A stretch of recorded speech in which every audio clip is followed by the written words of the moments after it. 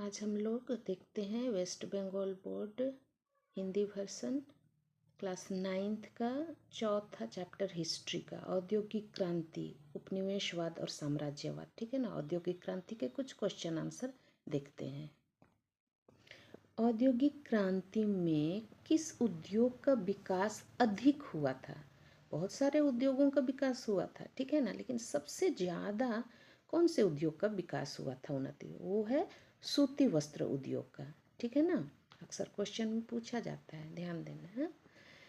अगला क्वेश्चन है, पहली बार लोहे की चादर से बना हुआ जहाज जल में, पानी में, समुद्र में कब उतारा गया? वो है 1790 ईस्वी में। अगला क्वेश्चन है, कारखाना पद्धति की नींव किसने डाली?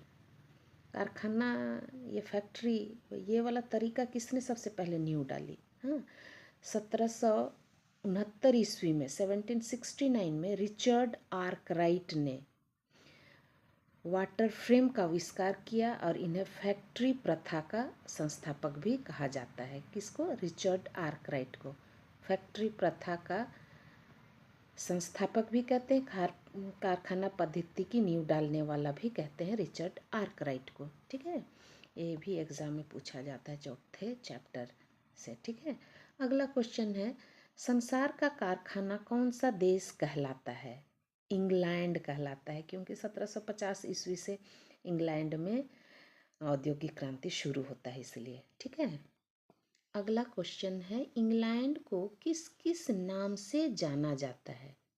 ठीक है, इंग्लैंड को उसके काम के नाम से, अलग अलग नामों से पुकारा जाता है। जैसे कि पहला, विश्व का कारखाना भी बोलते हैं इंग्लैंड को। अगर क्वेश्चन में आएगा विश्व का कारखाना किसे कहते हैं, इंग्लैंड ही बताना होगा। विश्व का भट्ठी किसे कहते हैं, इंग्लैंड ही।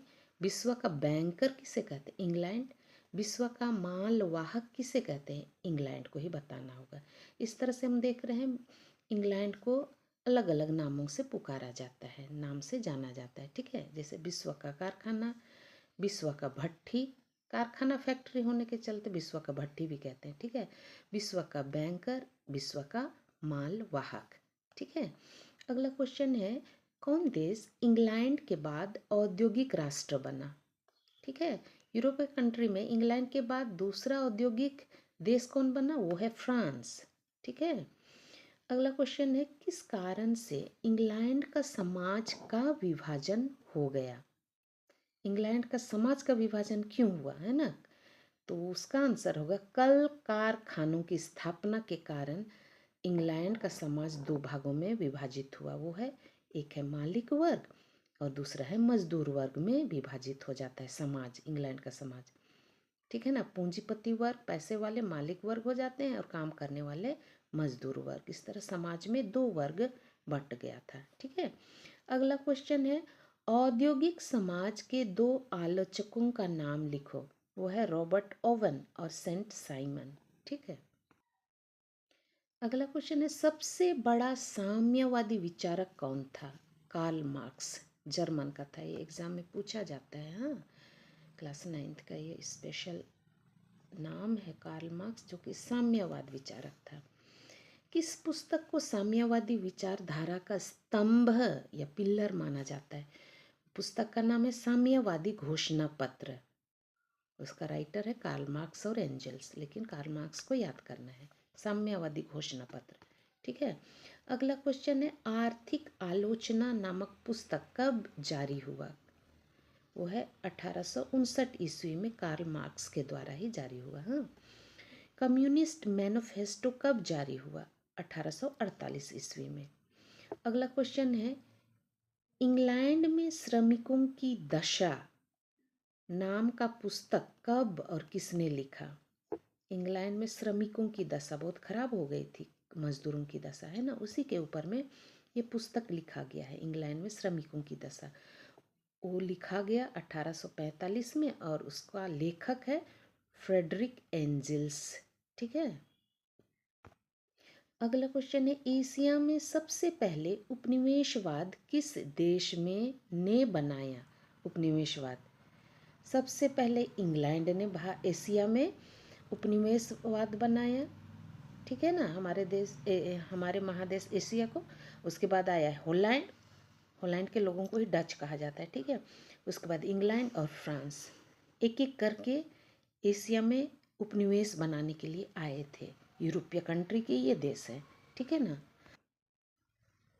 क्वेश्चन है, इंग्लैंड की व्यापारिक कंपनी यानी ईस्ट इंडिया कंपनी भारत में कब आई? 1600 ईस्वी में, ठीक है। इंग्लैंड की व्यापारिक कंपनी को ही ईस्ट इंडिया कंपनी कहते हैं, ठीक है ना। तो सबसे पहले 1600 ईस्वी में आई। शुरू से हमारे देश को गुलाम बनाने के लिए नहीं आई है, व्यापार करने के लिए आई, ठीक है ना। तो सबसे पहले 1600 ईस्वी में। अगला क्वेश्चन है, Dutch United east India company की स्थापना कब हुई? डच, हॉलैंड के डच को डच कहा जाता है, ठीक है ना। वो है 1602 ईस्वी में, और उनका व्यापारिक केंद्र है चिनसुरा, ये उसको अभी चुचुड़ा बोलते हैं, वहाँ पर उनका व्यापारिक केंद्र बना, ठीक है। अगला है, फ्रांसीसियों का भारत में प्रमुख व्यापारिक केंद्र कहाँ था? पैंडीचेरी में। हाँ, संत फ्रांसिस जेवियर कौन था? 1549 ईस्वी में ये इंग्लैंड से जापान पहुंचे और वहाँ पर बड़ी संख्या में धर्म परिवर्तन कराया, ईसाई धर्म, ठीक है। अगला क्वेश्चन है, प्रथम विश्व युद्ध कब से कब तक चला? 1914 से 1918 ईस्वी तक प्रथम विश्व युद्ध चला। द्वितीय विश्व युद्ध कब से कब तक चला? वो है 1939 से 1939 से 1945 तक द्वितीय विश्व युद्ध चला, ठीक है। अगला है, उपनिवेशवाद से क्या समझते हैं? उपनिवेशवाद किसी शक्तिशाली राष्ट्र द्वारा किसी कमजोर राष्ट्र पर आर्थिक रूप से नियंत्रण, कंट्रोल स्थापित करना ही उपनिवेशवाद कहा जाता है, कहते हैं, ठीक है। अगला क्वेश्चन है, साम्यवाद क्या है? साम्यवाद विचारक कार्ल मार्क्स के अनुसार साम्यवाद का अर्थ है एक वर्गहीन समाज जहां सभी के साथ समान व्यवहार किया जाए। कहने का मतलब है ऐसा समाज जिसमें कोई वर्ग भेद नहीं होना चाहिए, उच्च वर्ग, मध्यम वर्ग, पूंजीपति वर्ग, मजदूर वर्ग, ऐसा नहीं। ऐसा समाज जिसमें सब लोग समान हों, ठीक है ना, और सभी को समान अवसर दिए जाएं। किसी वर्ग को ज़्यादा अवसर मिलता है, किसी वर्ग को कम, ऐसा नहीं होना चाहिए साम्यवाद के अनुसार, ठीक है। साम्यवाद कार्ल मार्क्स से जुड़ी एक राजनीतिक और आर्थिक विचारधारा है। वर्गहीन समाज में सभी को संपत्ति और धन का सामूहिक स्वामित्व हो। मार्क्स ने 1848 में अपनी रचना, उसने कुछ पुस्तक लिखी है, कम्युनिस्ट घोषणा पत्र में इन सभी विचारों को लोकप्रिय बनाया था, ठीक है।